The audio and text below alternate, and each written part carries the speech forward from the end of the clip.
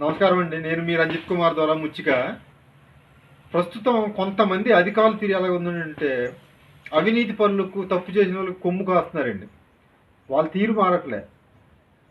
చివరికి జిల్లా కలెక్టర్ గారు వంటి ఉన్నతాధికారులు ఆదేశాలను కూడా తొంగలు తొక్కుతున్నారండి.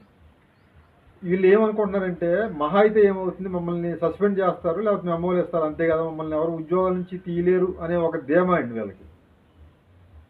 వాళ్ళకి ఆ ధీమా పోవాలంటే ఇలాగ తప్పుడు వ్యక్తులకి అనుకూలంగా వ్యవహరిస్తున్న అధికారులపై చట్టరీత్యా కఠినమైన చర్యలు తీసుకుంటే బాగుంటుందని నేను కోరుకుంటున్నానండి. మనం అన్ని ఆధారాలతో సహా సమర్పిస్తున్నప్పటికీ మనకు తప్పుడు సమాచారం ఇవ్వడం, అలాగే ఇప్పుడు పీజీఆర్ఎస్ గ్రీవెన్స్ లాంటి ఆ, ఆ రోజు కూడా పెట్టిన దరఖాస్తులు కూడా తప్పుడు సమాచారం ఇస్తున్నారండి. లేకపోతే అసలు సమాచారమే ఇవ్వట్లే. చెప్తున్నా కదండి, మహా అయితే ఉద్యోగం నుంచి ఎవరు తీయలేరు, మమ్మల్ని సస్పెండ్ చేస్తారన్న ఒకే ఒక్క ధీమా. చిన్న ఉదాహరణ అండి, ఈ మధ్యనే ఒక చిన్న ఇన్సిడెంట్ జరిగిందండి. నేను గత వీడియోలో చెప్పాను కానీ, గత సుమారు 6 సంవత్సరాల క్రితం జిల్లా కలెక్టర్ గారి ఆదేశాలతో ఐటీడీఏ కేఆర్పురంలో ఒక విచారణ జరుగుతుందండి, ఒక చిన్న ఇష్యూ మీద. అది పిఓ గారిని అడిగినప్పుడల్లా తహసీల్దార్ గారు రిపోర్ట్ ఇవ్వట్లేదండి, రిపోర్ట్ ఇస్తే మేము ఫైల్ చేస్తాం అన్నారు. దీన్ని మన శివరాత్రికి ముందు తహసీల్దార్ గారికి నేను చెప్పానండి.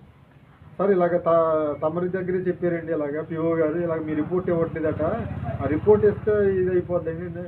నాకు ఫేవర్గా ఇవ్వమని నేను చెప్పట్లేదండి, ఉన్నది ఉన్నట్టు ఇవ్వండి రిపోర్టు.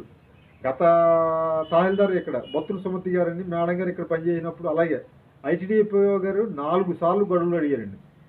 ఒకసారి కాదు, 2 సార్లు కాదు, 4 సార్లు గడువులు విచారణ చేసి రిపోర్ట్ పంపమని అన్నాయండి. కానీ 3 సార్లు గడువులు అడిగారండి. ఏంటి, దీర్ఘకాలిక సమస్య కాబట్టి దీన్ని విచారణ చేయడానికి గడువు కావాలని చెప్పి 3 సార్లు గడువులు అడిగారండి. అలా పొడిగించుకుపోయారు, ఇంచుమించు 2-2.5 సంవత్సరాల వరకు. చివరాఖరికి ఆవిడకి బదిలీపై వెళ్ళిపోయారండి. అలాగే ఇప్పుడు తమరు కూడా ఇలా చేస్తున్నారు కదా, ఇప్పుడు తహసీల్దార్ గారు తమరే కదా, అలాగే నాకైతే ఫేవర్ చేయొద్దు, ఉన్నది ఉన్నట్టు చేయండి, అది అందరికీ తెలుసు.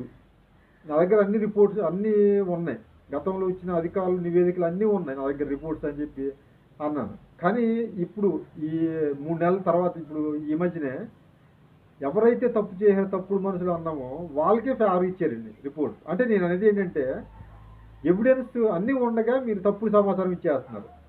అంటే గతంలో ఇచ్చిన అధికారులు, ఎంఆర్ఓ గారు, ఆర్ఐలు, వీళ్ళు ఇచ్చిన అధికారులు అందరూ గ్రామస్తులు ఇచ్చిన రిపోర్ట్లన్నీ తొంగ తొక్కేసినాయే.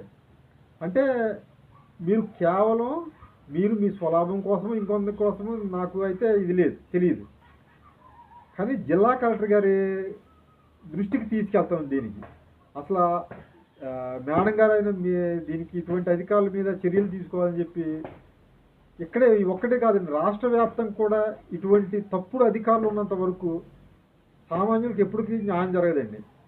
కాబట్టి సామాన్యులకి న్యాయం జరగాలి, తప్పుడు మనుషులకి, తప్పు చేయని వాళ్ళకి శిక్షలు పడాలి అని చెప్పి అంటే ఇటువంటి అధికారుల పైన కఠినమైన చట్టరీత్యా చర్యలు తీసుకోవాలని కోరుకుంటూ ఈ వీడియో చేస్తాం. నమస్కారం.